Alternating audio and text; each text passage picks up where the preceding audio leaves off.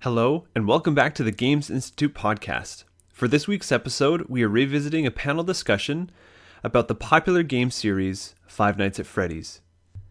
Marisa will introduce what the panel is about and the panelists, so enjoy this spooky panel discussion and keep subscribed for more upcoming episodes of the Games Institute podcast. I'm Marisa Benjamin. I'm the Research Communications Officer here at the Games Institute. And for those of you who don't know or who need some refreshing, the Games Institute is a multidisciplinary research center at the University of Waterloo. We're one of the faculty-wide research centers here, but our niche is in games and interactive technologies. So these panels are really, really special because it's our opportunity to sort of show you what that means, what it means to be A, multidisciplinary, B, interested in games, and C, interested in interactive technologies. These panels, we bring together different game scholars and we ask them to think about a specific game. So today, we're going with the horror game Five Nights at Freddy's. I wanted to do a horror game because it's Halloween, and also we have one of the, I would say, world experts on Five Nights at Freddy's. Nobody else wanted the title. So I will also read a little bit about Five Nights at Freddy's, but know that I am not the expert at all. I wrote this myself, and I really, really do hope that the more we chew into this topic, the more you understand better than this little thing I prepared. Five Nights at Freddy's is a popular indie game series that has you playing as a night security guard in a pizzeria called Freddy Fazbear's Pizzeria, which is spelled with an A, pizzeria. Important detail. You are tasked with monitoring the many creepy animatronics that occupy the pizzeria, and you have to make sure they don't get up to anything they shouldn't at night. There are about 6 versions of the game and some VR and AR versions as well. In each iteration, though, you are tasked with having to survive at least 5 nights without getting attacked by one of those creepy animatronics. The story behind Five Nights at Freddy's is rich and complicated. The way the game reveals that story is rich and complicated. The game mechanics and design are rich and complicated. The fan engagement is rich and complicated. Expression of horror is rich and complicated. Anyway, for all those reasons, we've chosen to talk about Five Nights at Freddy's here. Today, we're talking about it today on Halloween, the best day of the year. We don't have any visuals today with which we intend to scare you. That being said, the content we're discussing includes stories about a serial killer, death of children, zombies, and hauntings. We'll be talking about these things in terms of how they relate to Five Nights at Freddy's and about how they contributed to our fearful experiences of the game. So that is a warning that we hope that you do take seriously because we will get into all of that stuff. And now, I'm almost done doing my monologue part, I promise, but I want to read a bio of our speakers so that you know who we have up here. Starting with Pamela. Pamela Maria Schmidt completed her BA in Honors, Rhetoric and Literature, with a Russian and Eastern European minor, and a digital media specialization from the University of Waterloo. She's currently an English master's student in experimental digital media, and her plethora of interests include haunting literary theory, pop culture studies, critical media discourse, and storytelling. So I've asked her to be up here today wearing her experimental digital media hat, but especially her Slavic studies hat. Betsy is a PhD candidate in the Department of English Language and Literature. Her research focuses on the intersections of narratological structure and gameplay. In particular, she's interested in how players understand and interpret narrative forms in role-playing games and metagames. Her work is inspired by intersectional feminism, knowledge mobilization, and accessible scholarship.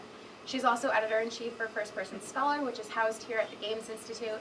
Her research and projects have been supported through the REFIG grant, the Immerse Research Network, and a MyTax partnership, and the Games Institute.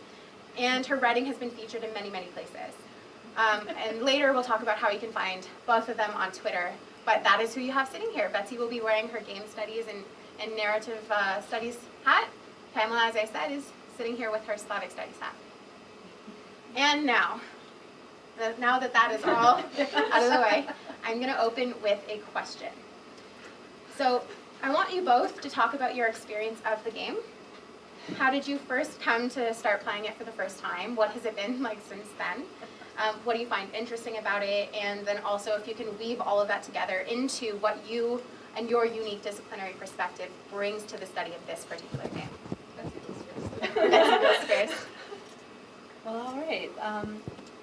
I ended up studying Five Nights at Freddy's, and I always joke before I give presentations that any compliments about my research should go to me, of course, but any complaints should go to Marcelo Garman in the English department, because he's the one who did this to me. While I was studying for my comprehensive doctoral exams, I needed object text to look through game studies with.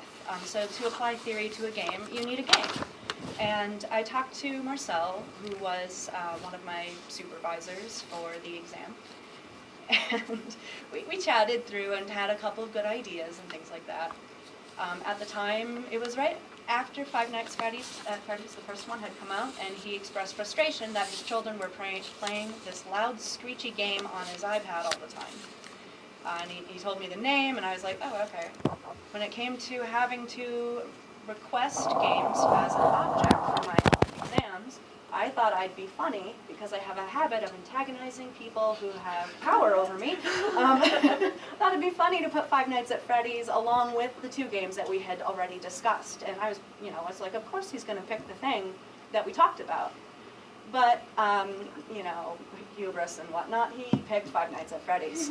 So I spent, a year of my life studying, the most stressful year of my life, by the way, watching horror jump scares constantly and learning more and more about this series.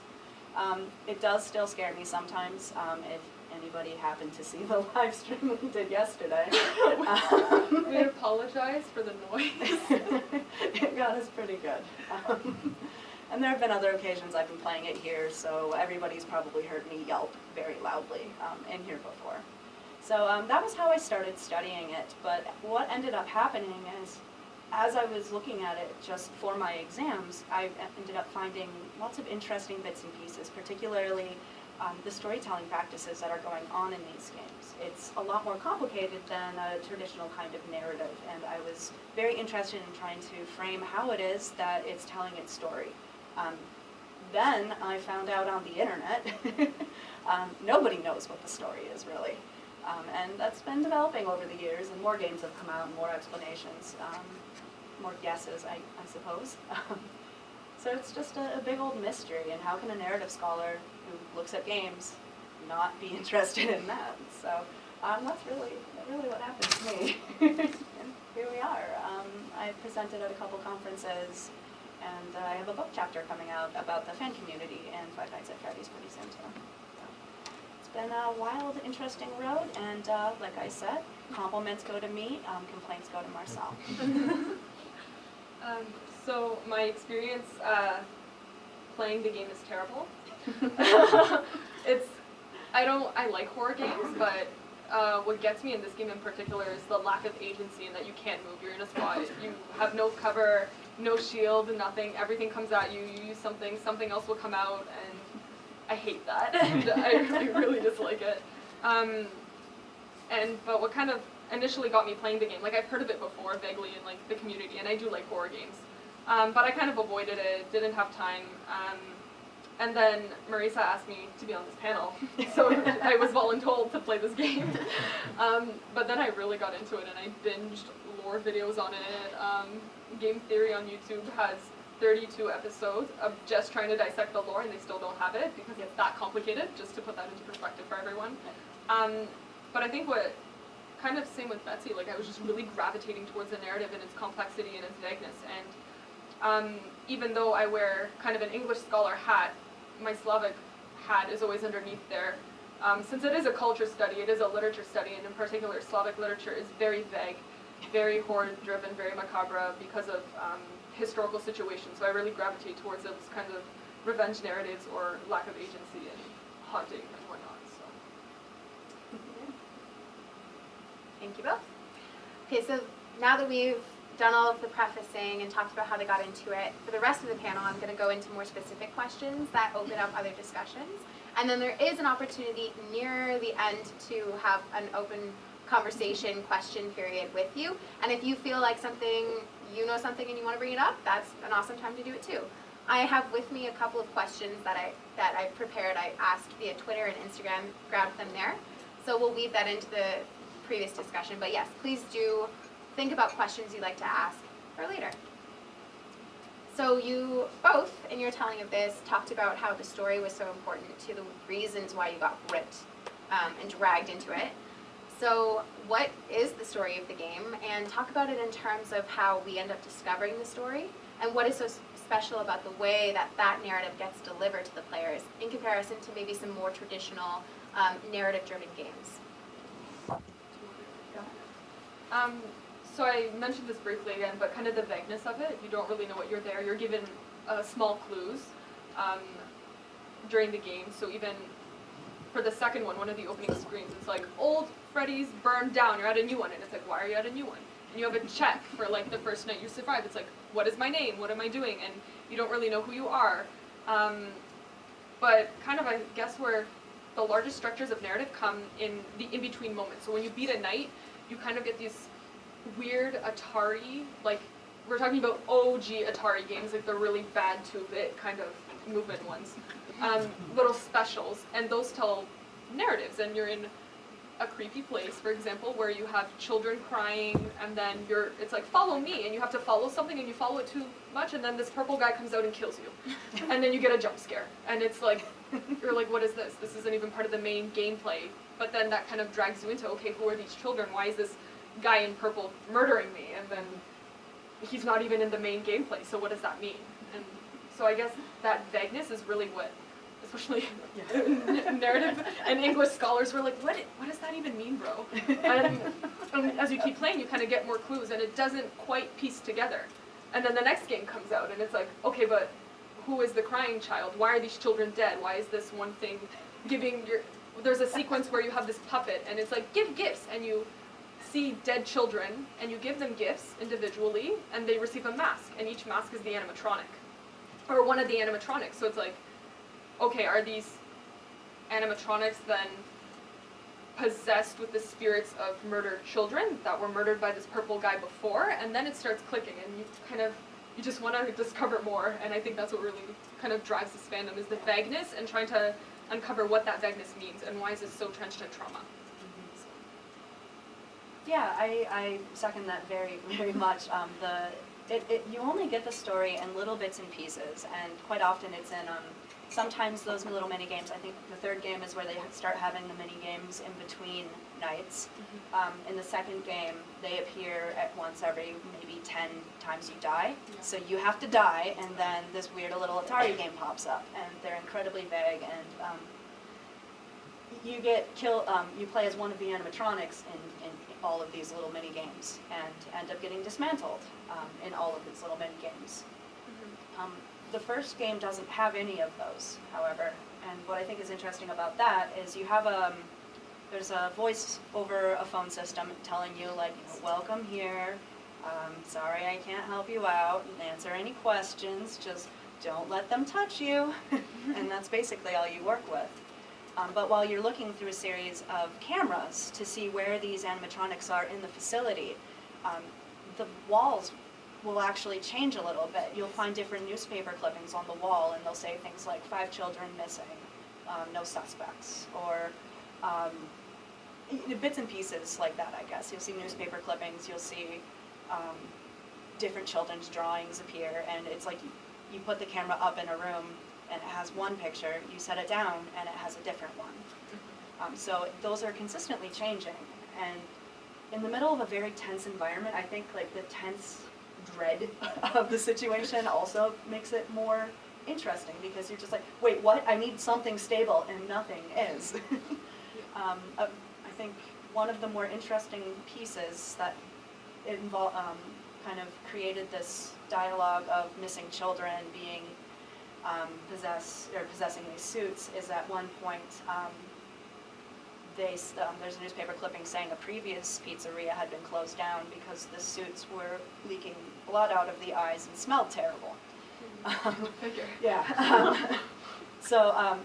And the security guard who works the day shift explains that if you're captured by one of the animatronics, they will shove you inside one of the suits. So the kind of narrative implication there is that these children were shoved into these suits, and then all of a sudden, you have foul-smelling animatronics. Yeah. So there's little bits of very traditional casual logic. Yeah. But then the main pieces, the motivators, a mystery novel's no good unless you know who did it at the end, right?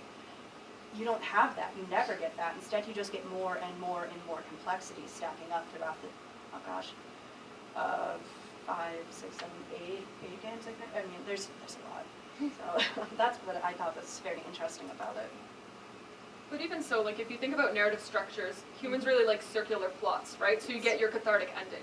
And with this, you don't have any catharsis. Like you're just in suffering, and it's like, what's going on? And even at one point, the voiceover guy, I think it's in the second one, is like, oh, at the old one, I think it was one of the security guys that was implicated. So then that's another piece of evidence that it's potentially one of the security personnel was behind the murder. So again, you're getting lots of pieces, it's vague, and you're never having like a, yes, it was a security man. For all we know, it could have been some random wacko. So Yeah. Can you also talk a bit about, you use the term paranarrative in some of your research, Betsy. How does that apply here, and how does that help us actually make sense of why maybe the creators of these games are choosing this narrative structure? So I come from an English studies background, so paranarrative is not to be confused with paratext. Those are two different things if you're familiar with paratext. Paranarrative uses the prefix para, which means about or around. So a paranarrative is a story that is seemingly related but not necessarily connected. A very famous example of a story with a paranarrative structure is the Odyssey. And yes, any of you can be mad at me for saying the Odyssey and Five Nights at Freddy's in the same sentence. But the story of Odysseus isn't told exactly through Odysseus' own narrative consistently. It's told through different pieces of different elements of contemporary media at the time. It's told through different stories and poems. It's told through other people's stories that are kind of adjacent but kind of not. So it has kind of a multi-stranded narrative where the story itself is told not through the main narrative functions, but through the ones around it, surrounding it. So what we have in Five Nights at Freddy's is the actual narrative of that game is I went through 5 miserable nights at this animatronics facility. It was very scary. Yay, I got a paycheck for $100 at the end. This is great. But the other story, the one that we're usually talking about, is actually a paranarrative. It's something that's going on around it that is hinted at or told in bits and pieces, but never directly as a narrative, part of that main narrative. And the example that I've used in previous talks, I want to say it's the 7th or 8th game. It depends. It's complicated. In Freddy Fazbear's Pizzeria Simulator is the name of the game I'm talking about in particular. It's like a roller coaster tycoon-esque game where you create a pizzeria, and you create a Chuck E. Cheese's or. That's actually the only animatronics pizza place I can think of. Chuck E. Cheese, right? Chuck E. Cheese, yeah. It was a really popular combo for all of 10 seconds. And then people realized everyone's terrified of animatronics. But before that happened, anyway, sorry, back to that's a paranarrative, by the way, there in what I just did. That's my excuse. In Freddy Fazbear's Pizzeria Simulator, you might buy a particular item in your pizzeria, and then you go to play test it. If you win the game once, it's like a Pac-Man ripoff, basically. It's an arcade campaign that's basically Pac-Man. And as you're playing it, the screen will flash as you get points, and you can see the player's reflection in the mirror, or in the black screen. And it's this little girl, and she's smiling and it's very happy. And you play it again after you beat it, and it changes. She looks very sad, and some of the items that you're picking up in this Pac-Man game, Pac-Man-like game, they have changed from fruits to things like wilted flowers, or there's bloody footprints in the corner or something like that. And the music is sadder. You do it again, and the music is completely changed, entirely in its tempo. This little girl's reflection in the screen, she's just crushed. She's incredibly sad. And the items that you would be picking up in this Pac-Man-like game have transformed into like a dead dog. And as you're playing, none of the power-ups work, and it's very, like, it's ruined. You can't possibly win it. There's no way to. The time's going to run out. It's impossible to beat it. At some point, a very loud car alarm goes off. That didn't happen before. And, you know, putting all of that together, you can kind of, like, maybe guess that this little girl is sad because her pet got hit by a car, right? You're seeing bits and pieces of this car accident happen in this game.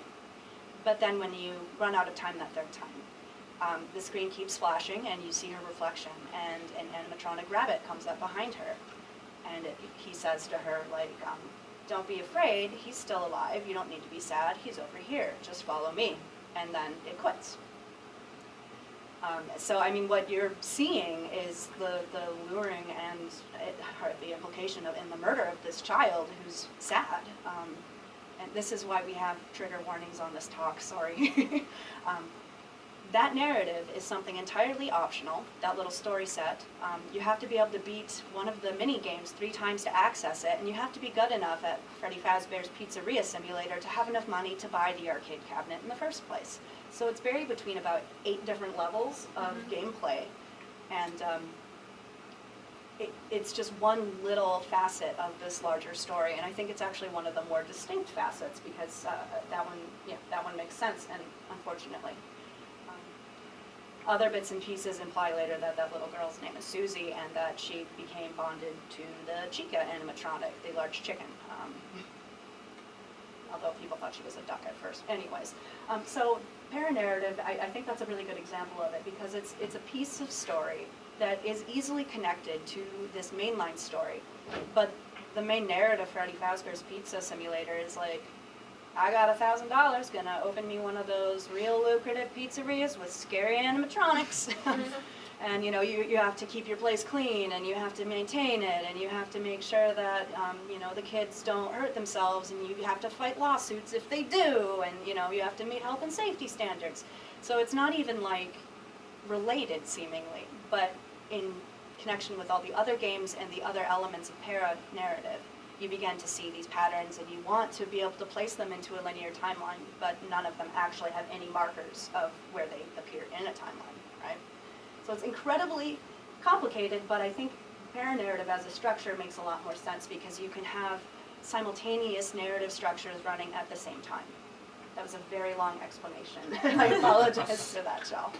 But it's kind of an obscure term. And when I saw that in describing the Odyssey, I was like, oh my gosh, it's Five Nights at Freddy's. And I do think I will be punished by some classics department somewhere for making that comparison. So as I was playing the game / not playing the game because I get too scared, I'd immediately quit. I was talking to these two and trying to learn the narrative. I didn't want to put in the effort to do it myself. So I learned, like, you are actually playing as somebody specific. You're not just any random night security guard. Your name is Michael Afton. You are the son of a William Afton, who was the engineer for these animatronics, and who you actually discover was the killer of the children, whose souls are bonded to the animatronics. Probably. So, yeah, the paranarrative is interesting and engaging, but it's a lot of work for one person to do on their own. And that leads me to wonder, I mean, especially when you talk about the Odyssey, that leads me to wonder how that relates to Slavic lore. Because, I mean, I've read what you wrote about Baba Yaga yesterday, who's a figure well known in Slavic studies. But I'm curious about, like, the way that stories in Slavic lore travel about figures and how they evolve and change and get picked up, and like how that ties together. Does any of this resonate with what you know? I'm not sure with folklore in general, but maybe the use of folklore and kind of these hidden stories and manipulation of it kind of relates to Slavic studies. So in particular, in kind of the Romantic era in Slavic cultures, specifically those sandwiched in between Germany and Russia, you have supreme oppression happening from the Russian Empire, Germans, Habsburgs, Ottomans, all through that kind of middle ground. So we're talking like Poland, Ukraine, Czech, Croatia, Serbia, kind of all the way down to Bulgaria. And in English kind of romanticism for English people in the room, it's very much about individuality, kind of a return to nature, but for Slavic countries, it was literally a fight for individuality to not lose your culture. So suddenly you see a lot of kind of pagan narrative come back, because it's like, what is more authentically us than our religion and culture, like original kind of stuff. So people would use figures like Baba Yaga as like, she originally was the goddess of water, life, and death. But suddenly you're seeing her in stories and becoming more of this like witch figure, as opposed to a Slavic pagan god, right? So it's kind of, I guess, a loss of translation, but also trying to find something that was once there. To kind of answer your question, in terms of that, how that fits in with Five Nights at Freddy's. But I guess kind of finding the stories, and even these small kind of Atari games where you're getting little bits and pieces of what these children were and what they've become almost. Because one of the big things that you kind of learn throughout the games is that the reason why they continue to attack you is because you represent their killer, a guard who was watching the place, right? So assume you're male, notably your name is Michael, that never changes, for most of it.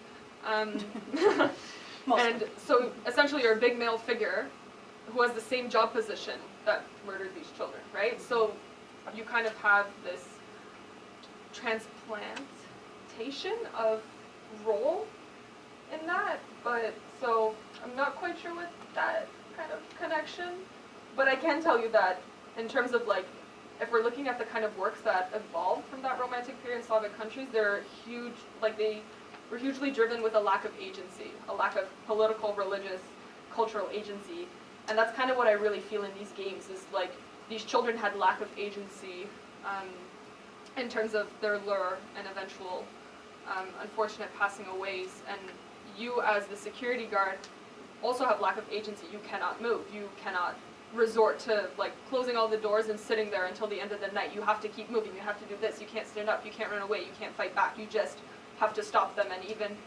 like in the game, for example, the animatronics can crawl through vents. Really fun.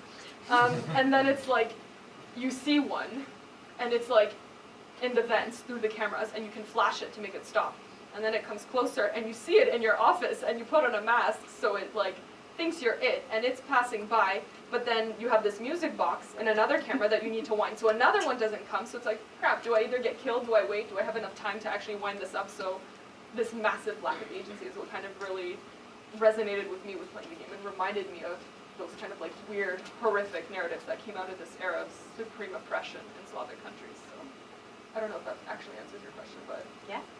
And we can get more into, we should get back to lack of agency as well when we talk more about the horror of the game. But when you're talking that connected with a question that we received from somebody coming in via Twitter. This is from Tobin. Do you think that players' styles or approaches to the game changed when they were able to learn more about the character they were playing as? So as the revelation came out that you were playing as Michael Afton, because there's not a ton of freedom already in how you play, but is it possible that like the relationship to the character you were playing as would have changed when you learned that you were playing as the son of a serial child murderer? Before I give it to Betsy, because I think Betsy is the one to answer first, but it's really interesting that you mentioned that, because, for example, in the third FNAF, when you play the crying, or is that the fourth, with the crying child, that was the fourth, yes. So you're playing, presumably, although it has changed somewhat, but as Michael Afton as a child, in which you're in a bedroom, it's argued whether this is a dream sequence or whether he was in a coma, trying to fend off monsters, or the animatronics coming into your room, and through playing the Atari games, you find out that presumably Michael, again we're not sure, was bullied by his older brother, who put him into one of the animatronic suits, and cracked his skull. Hence the coma narrative, or is it his purgatory, so to speak. So that also changes your relationship with the character. It's like, I am the son of a serial killer, but I am also a victim, which comes out later, which at first when I found out I was potentially a child murderer, I was like, yeah, kill me, go for it.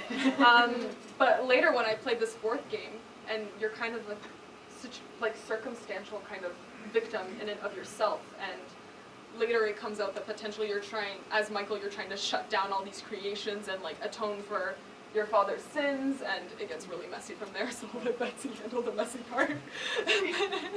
My favorite part, the messy part, sorry. It's extra interesting too because you don't know anything about the character you're playing as in the first, all you know in the first game up until you get a paycheck if you beat it, is that you are here in this place. There's no character symbolism. In a lot of first-person games, you often have hands represented or something like that, and usually they appear to be Caucasian man's hands is the typical, right? And they're usually, you've all seen these hands in first-person shooter games. Like we know these particular ones, but you don't even have that kind of identification. There's absolutely nothing. It's point and click with the mouse, and you never leave your character's focalized point of view, with the exception of if you lose, you see one of your eyes stuck in a Freddy Fazbear head. That's the only time it actually breaks first-person perspective, because obviously he couldn't be looking at his own eye. Anyways, I'm going to quit that line. And then you get that check, and it says Mike Schmidt. And the argument through the meta-narrative lore is that he said Schmidt because he knew he wouldn't get hired if he said Afton. And there's a lot of debate about several things. But when we get to the fourth one, where particularly this crying child figure is appearing, the one being tortured by his older brother, some people are saying that the older brother is actually Michael. Yeah, that's true. And then Michael, gets his terrified little brother too close to an animatronic. This kid who you're playing as spends all of his time crying and trying to get out, but he keeps getting brought to Freddy Fazbear's, even though he obviously hates it. He cries the whole time. He says, "I can't be here." I can't watch. I can't watch. If he gets near an animatronic, he bursts into tears, and he says, "You can't go that way. You know what you saw." Yeah. So he's also seen some really traumatizing things. So a lot of people have connected this to, like, maybe their parents worked there, and that's why he had to be brought back constantly, even though he very clearly hated it. And then at the end of that game, his brother gets him too close to one of them, and there's that unfortunate accident. And there's there's obviously a lot of sympathy there, especially when you're playing that fourth game. Occasionally, if you look behind you onto the bed in your bedroom, sometimes like a pot of flowers or an IV stand appears. But the rest of the time, it just looks like a normal children's bedroom, except for the fact that there's horrible monsters everywhere. They kind of glitch and like. Yeah, yes, it's pretty frightening. That one's my least favorite, by the way. Mine too.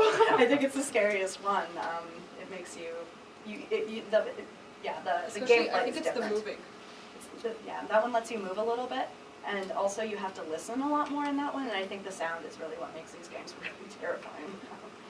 But yeah, I felt a lot of sympathy after I realized that I was just this little kid in the fourth one, in the third one, and the second one.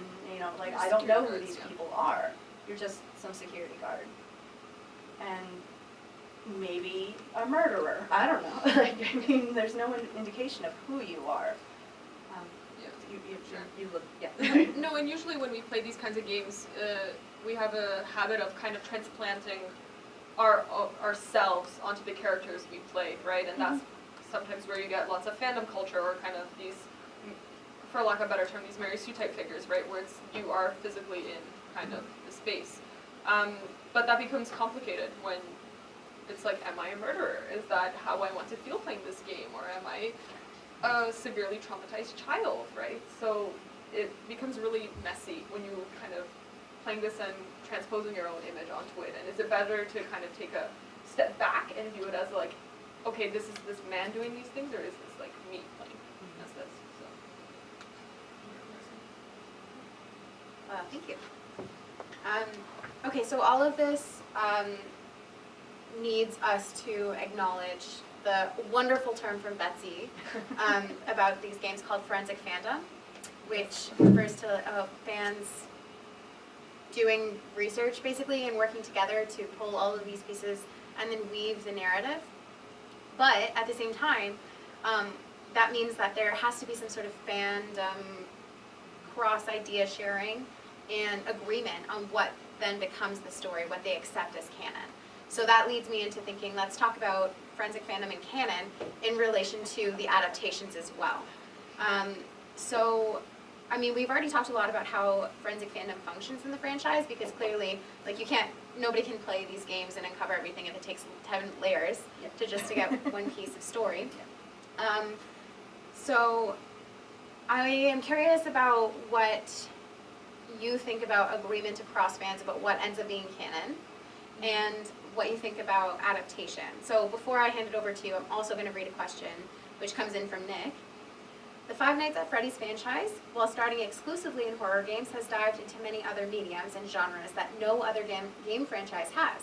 There are spin-offs turned based into RPGs, management sims, books, movies, merchandise, theme park attractions, and several AR and VR titles.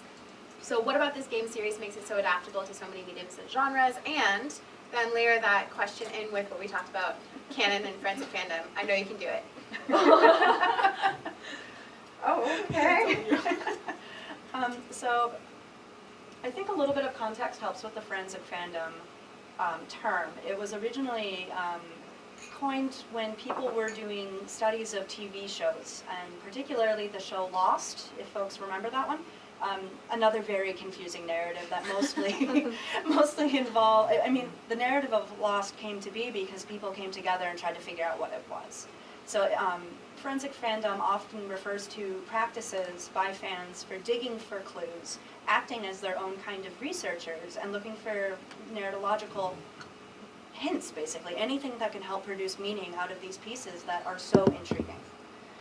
As that's gotten pulled forward and used in other, I mean, we've seen a lot more of these kinds of communities since Lost in 2000. Oh gosh, was that 2000?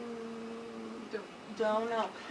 It was a little while ago, but we've seen more and more of these kinds of communities come out, and I'm very interested in these meta storytelling communities in particular. But with Five Nights at Freddy's, it gets really complicated because Scott Cawthon, the sole creator and IP owner, also chimes in, and sometimes he lies. He will contradict himself. He will say, I didn't mean that. He'll say, I take that back. He wrote a series of incredibly poorly written novels. Yeah. I deserve a medal for reading them, okay? I mean, oh. Did you read them? Yes, I did. It was bad. It was very painful. Sorry, Scott, if you're watching this. Or if you found this to be enjoyable. What you like is what you like. I'm not going to shame that. It was awful for me. But first he said the books had nothing to do with the games. Yeah. Then he said they might. And then he wrote another book that said good fans will apply pieces of the books where it makes sense. What does that even mean, bro? What does that mean? So it's complicated enough. And then you have the person who decides what is and isn't canon coming in and complicating that. But even beyond that, like what people are trying to determine as canon, even if they completely ignore Scott Cawthon's shenanigans, is just what we see in the games. People trying to pull different pieces of evidence and saying, this is canon, this is canon, this is canon. There's a lot of, if this is true, if A equals B and B equals C kind of stuff going on. Lots of what becomes canon is more or less just what you can see and make the most basic of logical connections to. For example, you receive a paycheck at the end of a game. It would make sense if it belonged to you, right? There's no indication it's yours. There's no you taking that. But it's a very basic connection to be like, okay, that is my paycheck for having completed my job for this week. So like that kind of thing becomes canon. People have tried to place things together, but the canon doesn't really exist. There's just the objects, and trying to reorder them in a way that anybody can make sense of And then, And even the community argues. yeah, the community, actually, I think the first big argument the community had was whether or not Foxy was male or female. I'm not going to explain why that argument occurred. You can't have things on the internet, okay? Just, you can't. So, it went on from that, though, and people at first were like, oh, obviously you're the killer. No, you're not the killer. You're this guy, Mike Schmidt. No, what about these things on the wall? And sometimes if you flip the camera this way twice, another animatronic that doesn't appear anywhere else will come up. And that one isn't like the other ones. That one, by the way, is called Golden Freddy, and in an interview, Scott Cawthon said of Golden Freddy, I don't know what that meant. So, my kind of conclusion is that this wasn't supposed to be a grand narrative, but people wanted it to be, and they made it into one. They couldn't quite finish it, so more pieces get added. And as when I say he, I mean Scott Cawthon, is trying to maybe put this narrative in a direction that would have a cathartic ending, it keeps getting dragged in all sorts of different pieces. I think he also likes the attention. Oh yeah. Like, he's made millions. Yeah, he has, and he has a really fun time bantering with the community, and even someone, the people who host Game Theory have created lots of canon of kind of speculative shows about this on YouTube. And even Scott Cawthon on Steam, I think, once wrote a comment to one of the guys and was like, oh, these Game Theory people almost got it right. So, yeah, he chose people like that. 99%. Yeah, what does that even mean? But it's also good to remember that he was kind of a failed game designer, and he was about to, this was going to be his last game, and he was going to quit forever. So I don't think he had, no offense to him, but the skill to create a coherent narrative, and he just thought, okay, let me do this thing, see if people notice it, and people fell in love with it, and he didn't expect that. And to kind of, I guess, loop into adaptation, a big part of what makes adaptation so successful is intertextuality, and being able to pull pieces of something and transpose them onto another. So even if we're thinking, all right, we have these children who were shoved into these animatronic suits and now possess the bodies of these suits, you kind of want to know about the children, like why were they chosen, who are they like, and then you have these RPGs where you're playing as these freaky animatronics that kill you, but now they're happy and it's fun, and you can kind of guess their personalities, and then, so it gives it, again, another layer of storytelling, but it pulls out pieces of that original one. So as opposed to para-narrative, which kind of is the underlying text, you have intertextuality, which pulls out pieces of text and messes it around. And I think that's why the adaptation is so successful, because even with the books, you're playing as a totally different character. Or, Reed, oh my god, you're... Yep. I quit. No, you're... Like, it's a totally different person. Who was never in the games, that you're playing as a young... Oh my god, you are reading the story of a young woman, Charlie, who is from this small town that has the Freddy Fazbears, and she and her friends have to, run away from the animatronics at night. Has nothing to do with the games. But you have that little freaky animatronics coming out to kill people at night. And then you transpose that into another medium. And then it keeps going. And that's what makes the adaptation so successful, especially when parts of that feed into the paratext. So, the character we've understood to be William Afton, who's probably the killer, was actually first introduced in the books. Yes. And then they confirmed it by saying his name in Sister Location, which is not the fifth game. The sixth. Yeah, the fifth game is the RPG that got taken down for being horrible. It's just actually a bad game. So Scott Cawthon took it down, refunded everybody who bought it, and put it up for free on Game Jolt, because these are the sorts of things he does. But in the game after that, another classic Scott Cawthon, he's like, no, there will never be a Five Nights at Freddy's 6. And there isn't. It's called Five Nights at Freddy's Sister Location. So yeah, there's no sixth game. There's just a game that is sixth in order. So he does that kind of thing. But they say William Afton's name for the first time in the intro scene of that the books had come out 2 years earlier. So there are the crossings of these bits, and then Cawthon does things like saying, well, it's a story that could have been. So he... Those forensic fandom people, I know, they're the MVPs, for real. Or MVP, sorry. But I think that's it's adaptable because it's just already so many little bits and pieces of interesting things. The books were, it had its own unique plot. it works super well as a VR game because these are things that are scary, and why not have it in VR? I haven't done the ARG stuff yet. I know that it'll be out pretty soon, I think. Didn't get to go to the when they actually made like a theme park element of it. The movie's been canceled twice. Yes. There's actually somebody told me about this like 3 days ago. There's a copycat movie about animatronics killing people coming out. That's not Five Nights at Freddy's, because it's really adaptable. And I think it's just, you have some universal themes of things that are scary, things that are interesting. Mystery. You have mystery. Children are always an ethos bit.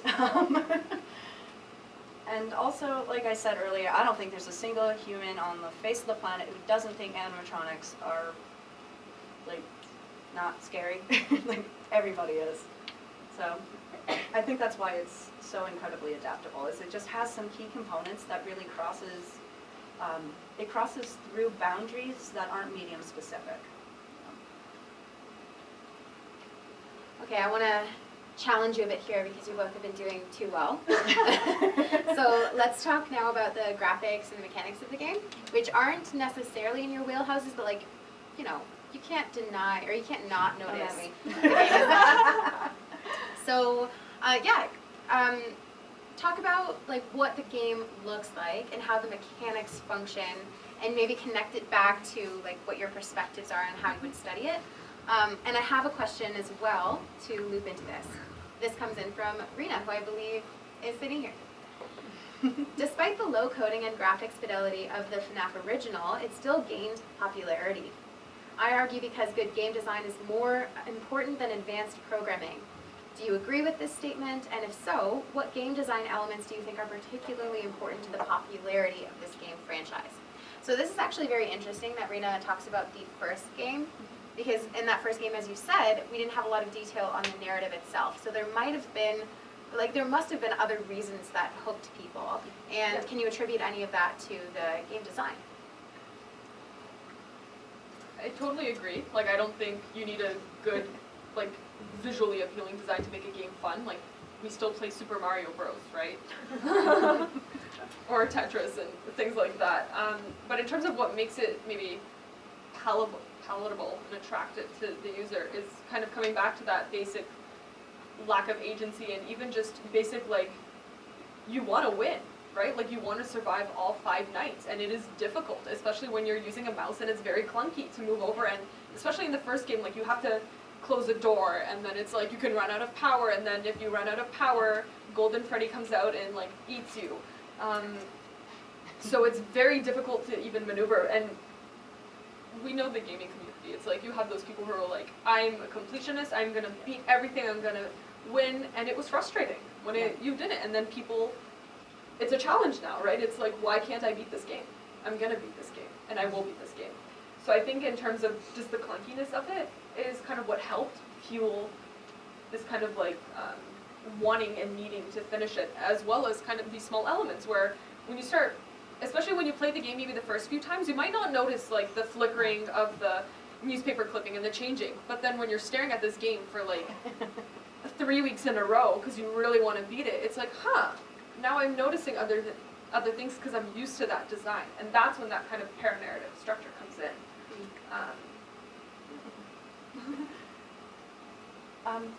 Okay, so I think there's a lot of things that contributed to its success, and to kind of dig into how this game came to be in the first place, I think that has a lot to do with it.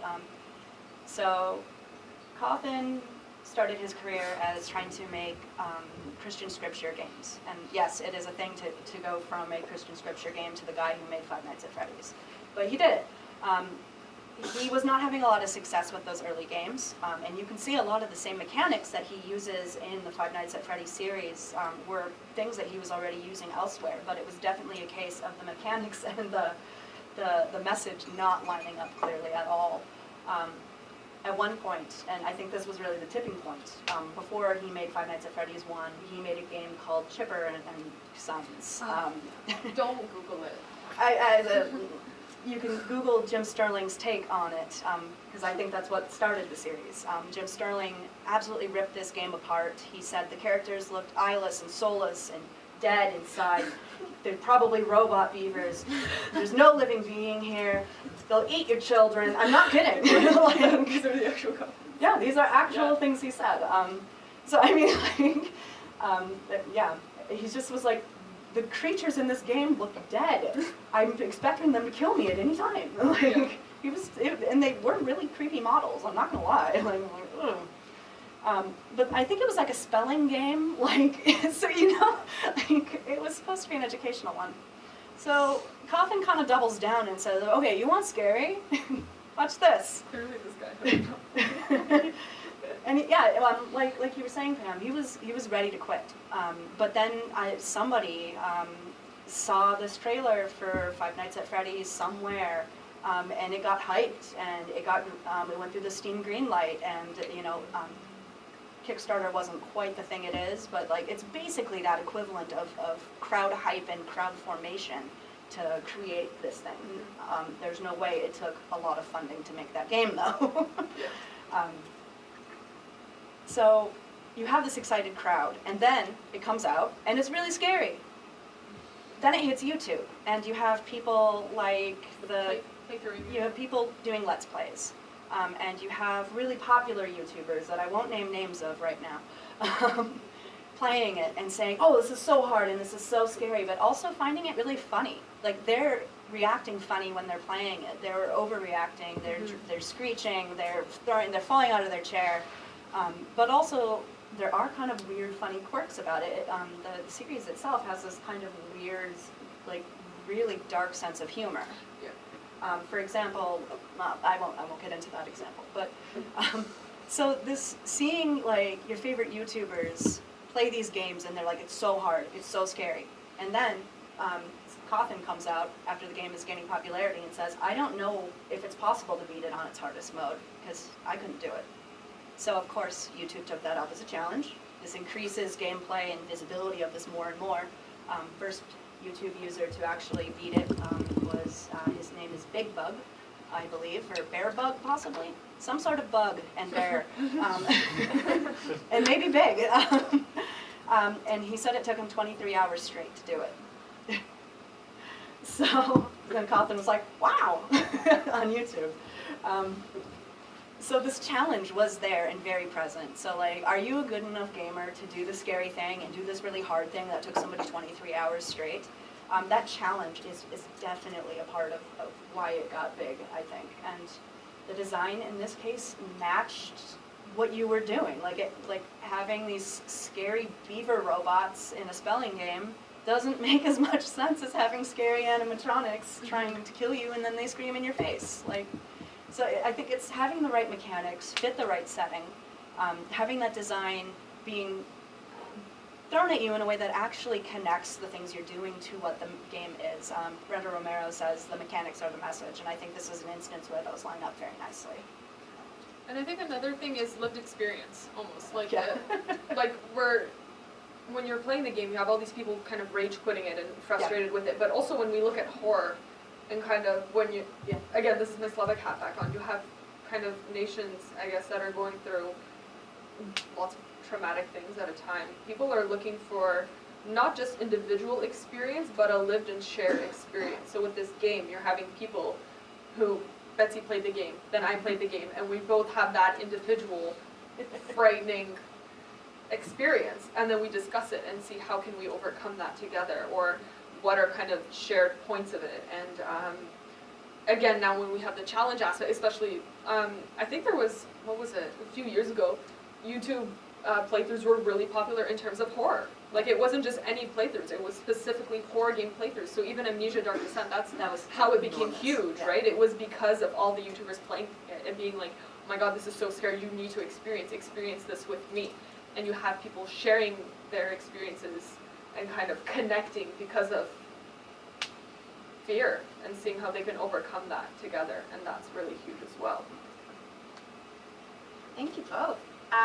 I looked at the time and we are already at an hour somehow. So Sorry, y'all. let's take some questions from the audience. We won't have unlimited time for questions from the audience, but I want to hear what everybody out there has to say. And Grace, who's sitting at the front, has a microphone so that the camera will be able to hear your lovely voices. So does anybody have a question they would like to start this with? Well, I get a little closer.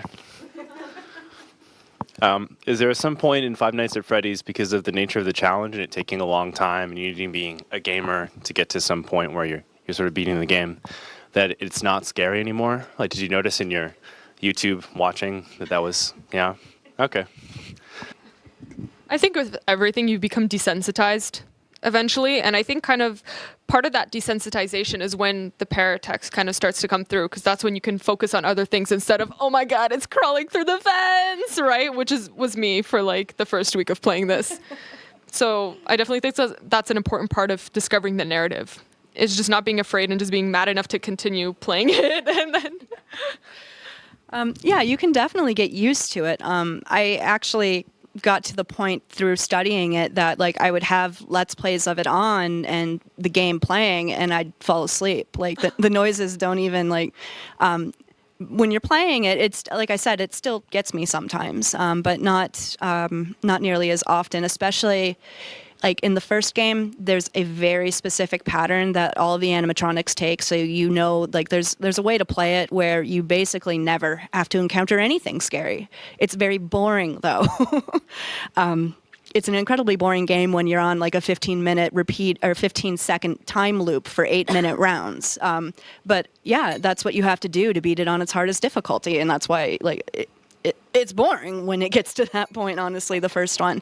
Once the scary goes away in that one, and once you're finding all of these paratextual clues, and you're like, all right, well, I guess that's weird. Once the scare wears off, yeah, you're not getting that affective jolt that you used to be getting. It's not engaging with you the same way. So Cawthon was really smart to drop Five Nights at Freddy's 2, like 6 months after the first game, because it added new scary things and added new mechanics that made it more complicated, added more randomization to it. Yeah, oh God. Plus, you went from having like 4 or 5 creatures to watch to, I think there's 11 to 13 in the second game. So, yeah, the scares do wear off, and it can lay bare some kind of dull mechanics. And, like, the art style is pretty straightforward, too. Like, there's not a lot of animation in it. You never see the animatronics move. When you're looking at them through the cameras, they're just staring at you, you know? So it definitely loses its scare, and... honestly, I think most of what scares it about me now is the noise, which sometimes I can fall asleep to. But like yesterday when we were playing, we were talking to somebody who was watching us stream it, and I was not paying attention to the game very well, and I lost, and we all went flying backwards. Which is still on our Instagram account if you want. So yeah, it can be significantly less scary. It's always going to be kind of scary when you're playing it and really concentrating on listening, though.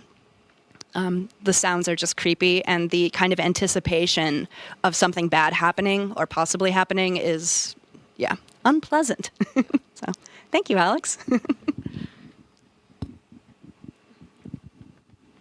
Hi. So I guess my question is, like, obviously the terrifyingness, for lack of a better term, of the narrative comes through like the environmental storytelling. That's what we've been talking about. So is there any particular game mechanic or piece of the environment that A, communicates the narrative the best, or B, is the most terrifying when it's communicating the narrative? I want to say the music box. I was going to say the puppet, yeah. There's in the second game, there is a puppet.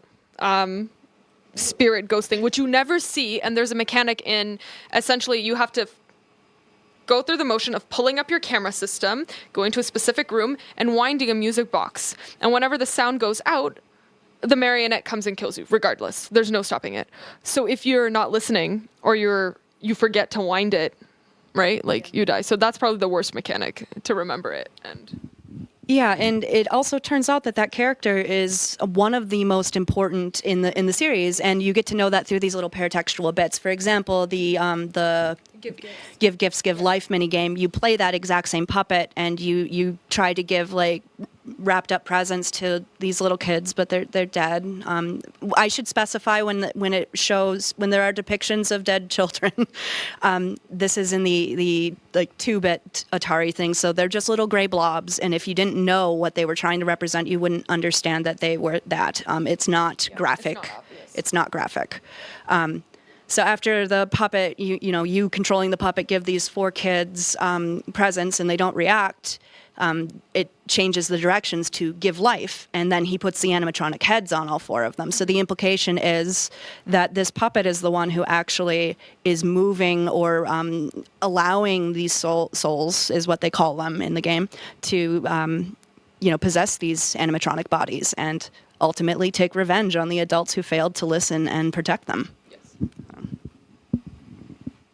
That puppet, oh. So this game isn't the first to have paranarrative. There are big examples like Dark Souls or Hello Neighbor that have released their story in like big chunks, but this is probably one of the biggest examples where the paranarrative has been developing alongside the forensic fandom that has been picking it apart and ripping it to shreds on the internet. How do you see the forensic fandom manipulating the storyline or the paranarrative as it develops in these segments? I'll let Betsy answer the most part of it, but I think kind of with Scott Coffin is people actually figuring it out. I think he has a bit of an ego, and that he thinks like people don't know it. So back to that example with game theory, where they essentially figured out the entire narrative, and Scott was like 98% right. Like, what is 98%? And then to say, oh no, it doesn't mean anything, and then to do it. So I feel like the fandom was getting stuff and understanding it, and then he was like, no, I don't want that. I want the mystery to remain, and would continue to change it. And I don't think Scott Coffin will ever come out and be like, this was the narrative. He's never going to do that, because it's too much fun for him to troll his fans online, essentially. So. I do agree that like part of keeping this fandom working and functioning is this mystery. The 4th game is a very interesting reaction to things being figured out for the most part. At the end of the game, if you beat it on all the difficulties, you are shown a briefcase with 2 locks on it, and you can like shake it around and try to open it, but nothing happens. And the screen will go black, and it says some things are better left unknown. Thanks, Scott. I've also seen Scott in interviews and things say that he was afraid that people wouldn't accept the story he was trying to tell. He didn't think that the forensic fandom, my words, not his, were going to accept as canon what he was kind of placing, which was this dream theory. Like, when he was trying to tease that it might be all this kid's coma, all of the games were just this kid's coma, people were like, oh, that's cheap, that's stupid, I don't like that, that's not interesting. And he just responded, well, why doesn't Toy Chica have a beak in the 2nd game? Yeah. And then in another game, there's a little toy of Chica without a beak, and that's the 4th one. And that's the one with this kid who's returning to their bedroom and having these things haunt him in his dreams, right? Dreams, maybe, and then, like I said, there's the IV stand that will pick up next to the bed sometimes. So there's a heavy implication that the story has definitely been influenced by the presence of this fandom that seemed to want it to go a particular way. And when Scott was like, oh, this way, they were like, So there's an argument that there was supposed to be something in the box, and he took it out because he didn't think that fans would like it. And I think Scott also realizes, like, again, to what Betsy was saying earlier about Kickstarter kind of esque, he realizes the power that his fans have in making this game and fun and making it as popular as it is. So keeping it purposefully vague or giving fans what they want and then taking away certain aspects to keep the mystery going is definitely, I think, a calculated move on his part, just to keep the hype up and to make these games as popular as they are. Like, you can even, at this point, you could buy you can become Foxy or Freddy Fazbear for Halloween if you go to Spirit Halloween. You can buy the costumes there. You can go to like EB Games, and they even have like the little like plush toys and whatnots and like pin up heads of all of them, right? So. I have a ton of those.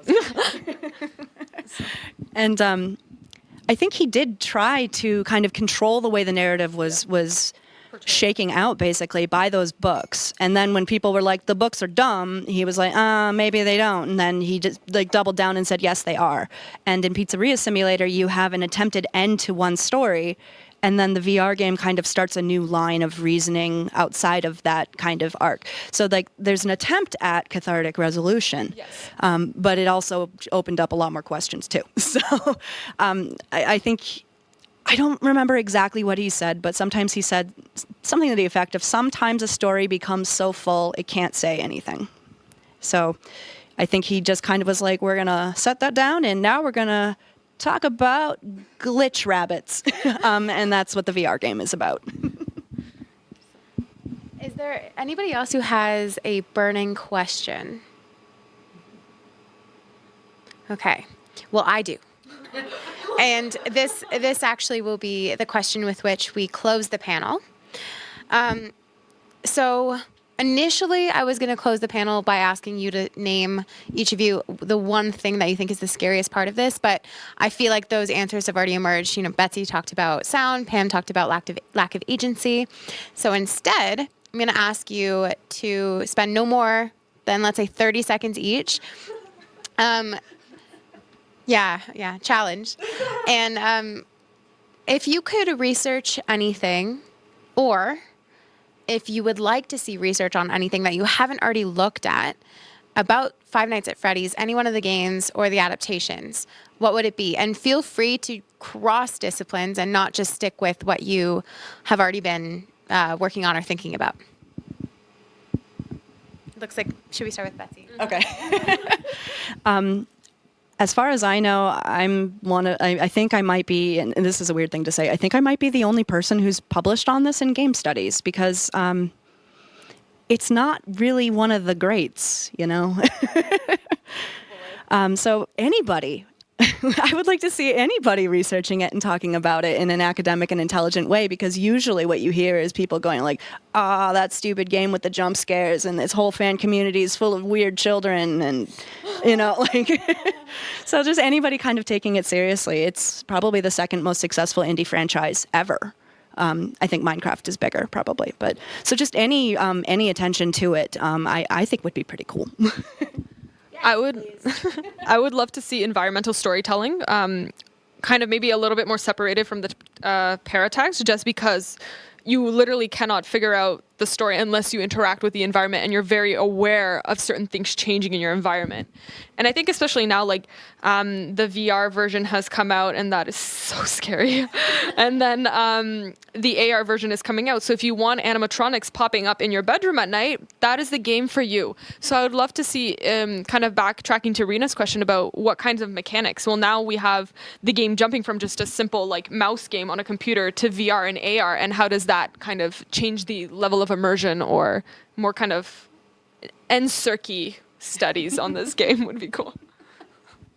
Well, thank you both, and thank you everybody for listening to us and asking those questions. This made the panel that much better. And thank you again to our awesome panelists.